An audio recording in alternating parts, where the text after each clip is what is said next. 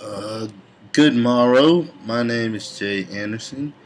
And like many people, I waited to the last minute to go to my new student dialogue. So I was bunched up in the Tillman Auditorium with a good amount of people. Got to see some new faces, meet some new people. It was very interesting.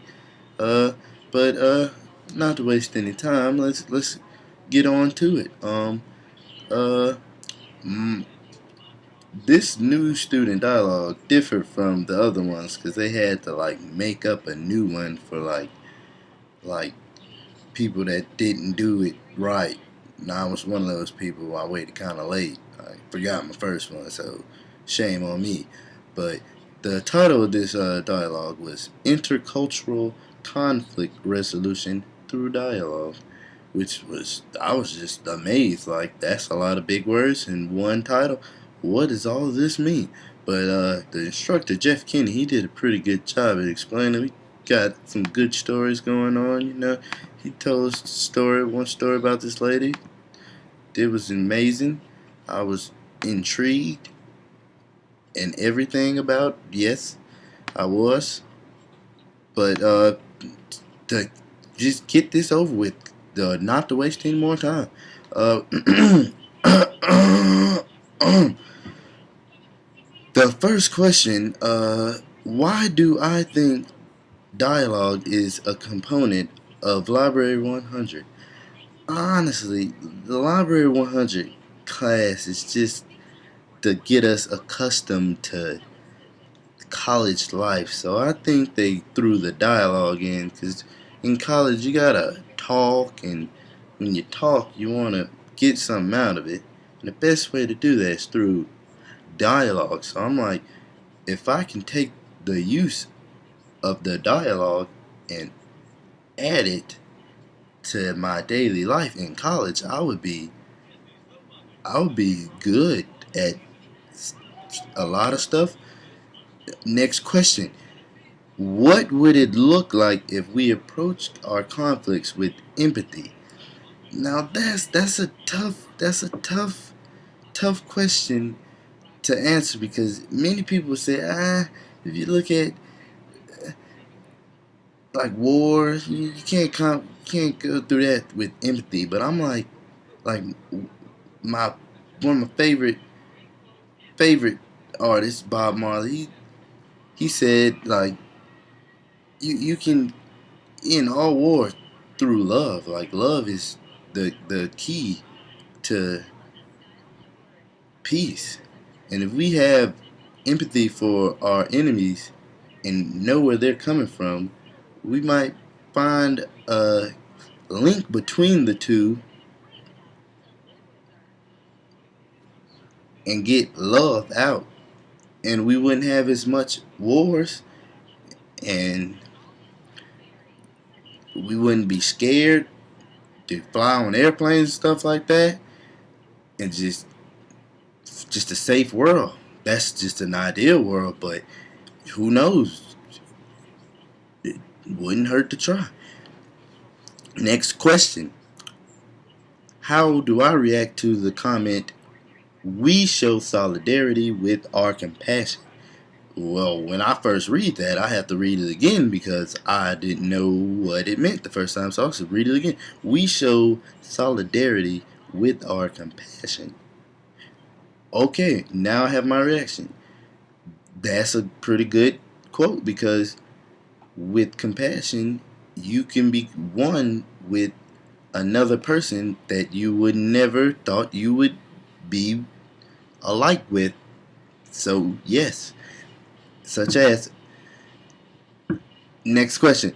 Is it possible that we could extend our empathy to the entire human race? Like I said with the few questions ago, it would be possible, but it would be pretty hard to do.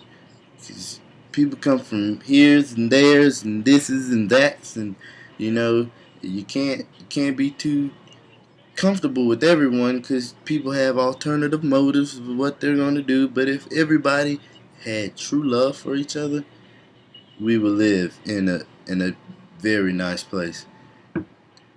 Alright, next question. Why do you think dialogue is a Oh, already read that one.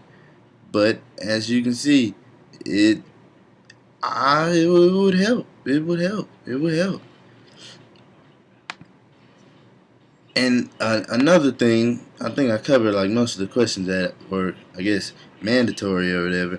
But another thing, like with the intercultural conflict resolution, like there's at Clemson, there's like you got like black people, white people, Indian people, Asian people, just everywhere, and they're just bam, like right together. And sometimes like you just use what you think of them, and you just bam right there, stereotype like nothing's getting like past that. Like you know what they are, they know what you are, and you just keep it at that. And I think we just meshed together and was just like just just show that we all have the same interests and value the same what's the word, the same values, huh? We carry the same values. We we would we wouldn't have as much conflict and separation between the the different races in here. I would love to just know everybody and love everybody and just be like, I love you, hey buddy, and hug everyone. But you just can't do that because people see me. This is a little personal. Me as a black guy. They're like, oh my gosh, this guy's scared. But I'm a very friendly guy. Everybody doesn't even know that. But if you got to know me, you would say, oh man, that's one friendly guy. And I'll be friendly to. I'll say, hey, using dialogue, I'll say hey to you.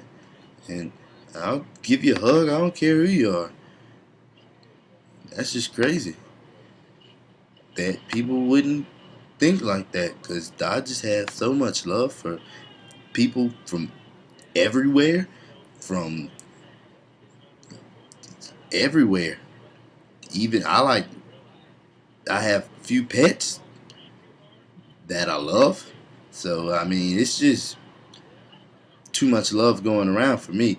That's why I think I just like, you can't have too much love because people take that as a weakness nowadays. But I mean, I could just, if I could spread it to the world so they can know like, oh, we need to love more. There's no way we would be like, oh, you want to go shoot you or something. You know, we would just be one big family. But it's not gonna happen like that. I mean, I came to Clemson because I knew it was very diverse, and it would be ways to mingle, and I would have to find ways to break those barriers. So I appreciate the environment that our president has created for us, and just the great atmosphere around Clemson. Just love it. I like just everything, and that's it. I wish I could do Library 100 again. Sign me up next semester. Jay Anderson, out.